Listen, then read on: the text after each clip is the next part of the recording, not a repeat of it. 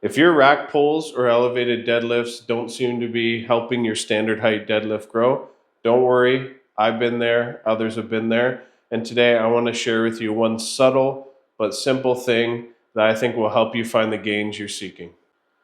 Rack pulls, block pulls, any kind of elevated deadlift is really good for building pulling strength and your posterior chain. However, something I've run into personally and others that I've interacted with is you see the elevated deadlift variation start to grow and grow and grow. However, maximum force produced in your standard height deadlift doesn't seem to go anywhere. There was a time in my career where this is exactly what happened to me. For months and months, I saw my rack pulls grow, lifting more weight, more reps. And then when I went to test with my standard height deadlift, I was lifting roughly the same across these many months. So what I did is I took a lot of time and energy, analyzed my technique, talked to some experts, analyzed others' technique, and I came up with a solution that I think will help you because it helped me. So the problem that I found had to do with positioning when I started the lift. What I found was that the position I was pulling from at an elevated height was different than where I would have been if I had started the pull from the floor. When you pull from an elevated height, you're able to get your shins much closer to the bar and in a much more vertical position, at least for most people. And that changes the starting position. It changes the activation patterns of your body. And it doesn't rear its ugly head when you're using submaximal weights. At least that's what I found. But when you get up to those maximal weights, that's where you see the difference between the gains in the elevated height deadlift and the standard height deadlift. The good news is I found a simple fix for this. It's worked really well for me and for others, and that's what I want to share with you today. To demonstrate this fix, I'm going to show you a comparison.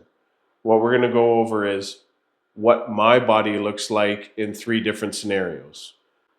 The first scenario is going to be the standard height deadlift, and I'm going to stop roughly where I would be with the bar 13 inches above the ground. The next 2 scenarios are going to be 2 different starting positions at a 13-inch height.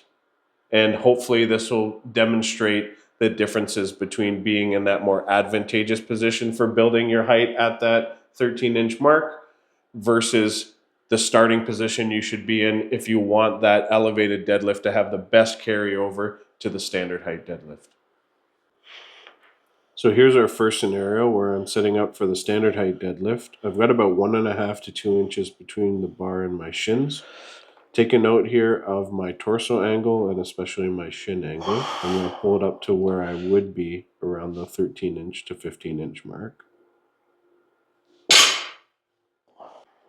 In scenario 2, you see me setting up for this 13-inch block pull. I'm going to touch my shins to the bar, which allows them to be more vertical and for me to sit back further into the lift. And this is the position I would use if I was trying to build maximal power on a 13-inch deadlift. In scenario 3, I'm going to set up for the same 13-inch block pull, but I'm going to leave that same spacing between my shins and the bar as in scenario 1. And you'll see, based on the angles of my shins and my torso, that I'm in a very similar position to where I ended up at the end of scenario 1. Now let's take a look at the still frame side by side. On the left is scenario 2, where my shins are much more vertical, and on the right is scenario 3, where I'm in that same position that I would be as if I pulled from the floor.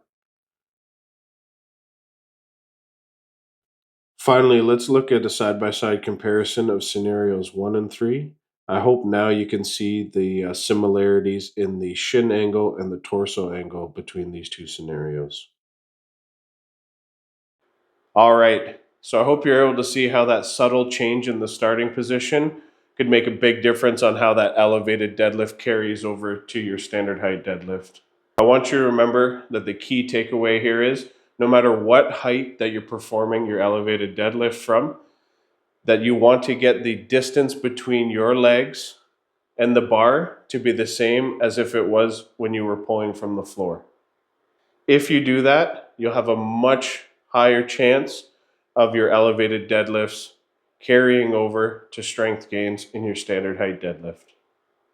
Go ahead and try it out. If it works for you, let me know in the comments. Would love to hear about your success stories. It worked for me, and I hope it's going to help you get those gains that you're seeking.